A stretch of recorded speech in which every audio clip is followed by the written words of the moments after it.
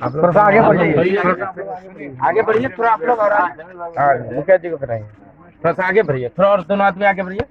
चलिए सब फोटो आएगा। हाँ चलिए आप लीजिए फोटो। इधर उधर से कुमार थोड़ा इधर ही। चलिए दोनों दिखा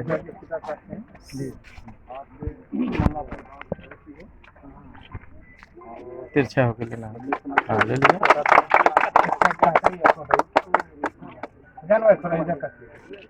सर थोड़ा इधर, थोड़ा इधर। हाँ और हमेशा हम अरे रखा है क्या करने रे भाई। हाँ चलिए। हाँ वाह वाह वाह। चलिए इस गांव से ही हम लोगों ने राजनीतिक जीवन का एक बहुत बड़ा हिस्सा समय बिताया और इसी गांव से हम लोगों ने पूरे फैलाई। उसमें हमारे साथी साहब हैं, हमारे मास्टर अनिल यादव हैं। मुख्य गांव है मुल्लापुर।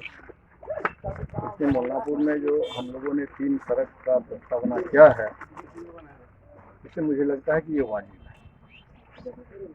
और यही नगर पंचायत के बनने के पहले 1 साल और अब तक 5 साल चला गया। विकास की कोई राशि नहीं हुई।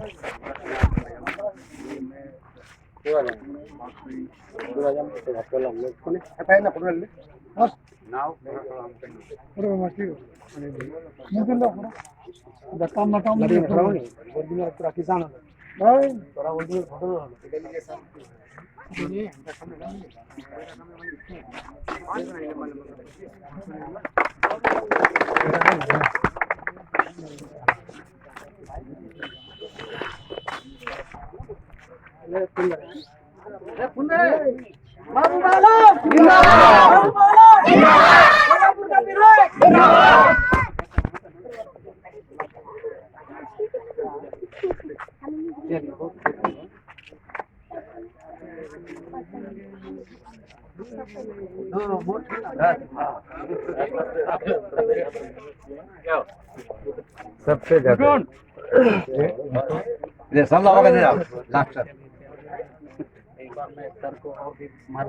फोटो लीजिए तो सेल्फी। हाँ लीजिए सर के लिए लीजिए।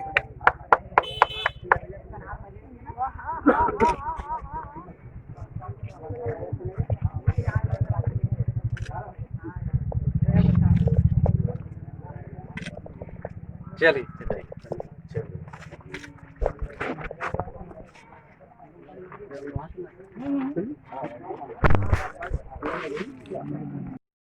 उनके सवालों का जवाब देना, उसको संतुष्ट करना भी हम लोग की जिम्मेदारी है। उसको इतना कॉन्शियस बनाएं, इतनी चेतना उनके अंदर में पैदा करे कि वो जो है समझ जाए कि नहीं विधायक जी की नियत में कोई खोट नहीं है। मैंने अभी भी मेरा मन था कि भाई एक बेहतरीन कम्युनिटी हॉल वहाँ बना दें हम, लेकिन मुझे लगा कि मैंने आरजू मिन्नत भी की, लेकिन मुझे लगा कि जब आरजू मिन्नत मैं करने जा रहा हूँ तो कुछ लोग मेरे खिलाफ में खड़ा हो जा रहा है, खाली मोहरजों में। तो हम लोग फिर वापस से दिए। इंशाल्लाह देखिए, लोकतंत्र है, जमहूरियत है, और ये सेकुलरिज्म हिंदुस्तान का एक आदमी का हिसाब देना इस सरकार को, एक आदमी की गिनती की गारंटी करनी है सरकार को। एक आदमी यहाँ से 5000 किलोमीटर दूर में जा करके रोजी रोटी हासिल करने के लिए मेहनत करता है, तो उसकी हिफाजत करने की जिम्मेदारी सरकार की है, कॉन्स्टिट्यूशन बोलता है। लेकिन आज ये माहौल गड़बड़, इस गड़बड़ माहौल को कौन दूर करेगा? हम ही लोग को दूर करेंगे निश्चित रूप से। बारसई बलरामपुर विधानसभा इस लड़ाई की अगुवाई में खड़ी है, और हम लोग पूरे हिंदुस्तान में अपनी आवाज बुलंद की है। और सीएए, एनआरसी और एनपीआर का जो खतरनाक मंसूबा था, बिहार विधानसभा में हम लोगों ने प्रस्ताव लाके, और हमारा प्रस्ताव भाकपा माले का लेड बाय महबूब आलम स्वीकृत हुआ और बहस हुई। भाकपा माले को तमाम बड़ी बड़ी पार्टियां हैं, इनकी घिघी बन जाती है। कोई रिलैक्टेंट होता है, कोई हेजिटेंट होता है, कोई किनारे काटता है। साफ साफ बोलने में लोगों को दिक्कत है। साफ बोल रही है भाकपा माले, साफ बोल रहा है महबूब आलम। मैंने कहा अकलियत फकलियत कोई बात नहीं, दिक्कत मुसलमान को है। और अगर आप मेरे दोस्त हैं तो ये बात आपको कबूल करना चाहिए।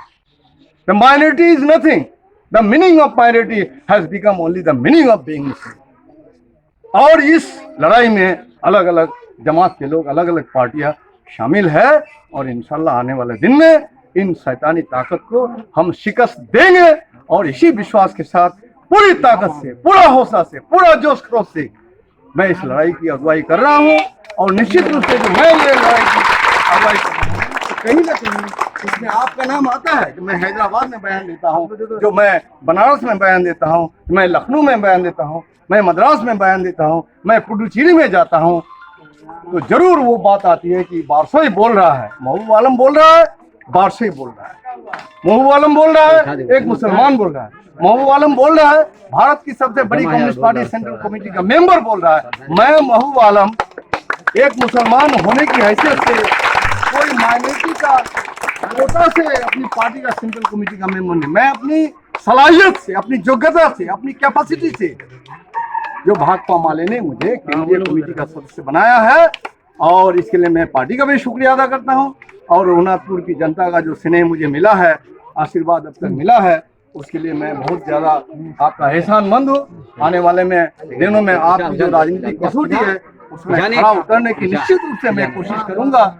इसके लिए कोई कसर उठाना मैं छोड़ने दूंगा। आप देखते हैं स्टेशन में, आप देखते हैं गुमती में, आग देते हैं टेम्पो वाले के साथ, आप देखते हैं और किसी लोग साथ जिस तरह की परेशानी होती है, मैं सामने खड़ा रहता हूँ। उस दिन मैं सामने खड़ा था, बैठे हुए था, और आज मैं सामने 11 बजे बैठ के रहूंगा। दुकान खोलिए, दुकान चलाइए, जो मुकदमा होगा होगा महबूब आलम पर। इस तरह से वोटों मांगने के लिए आज जनता को छोड़ने की। और हमने प्रशासन के पदाधिकारी को भी हमने खबरदार किया, अरे 1 घंटा उधर जाके घूमो ना, पेट्रोलिंग पार्टी में निकलता जाओ ना काजीटोला की तरफ, जाओ ना बांसकोटा की तरफ, जाओ ना महेशपुर की तरफ, इधर क्यों आता है?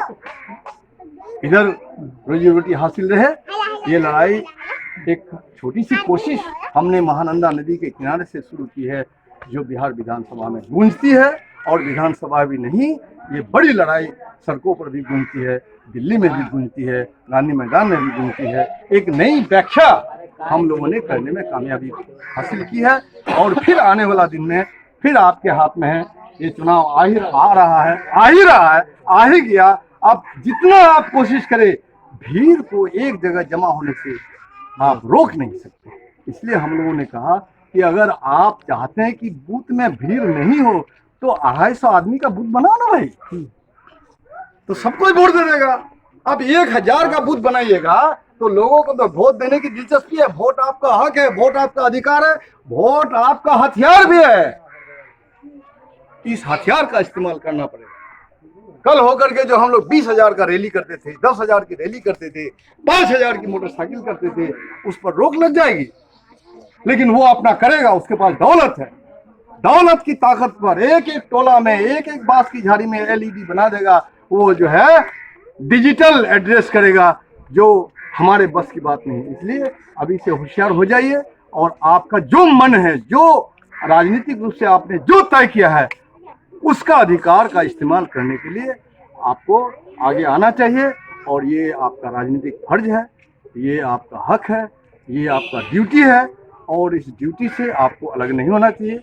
इसी बात के लिए मैं अपनी बात खत्म करना चाहता हूँ। बहुत बहुत शुक्रिया, धन्यवाद।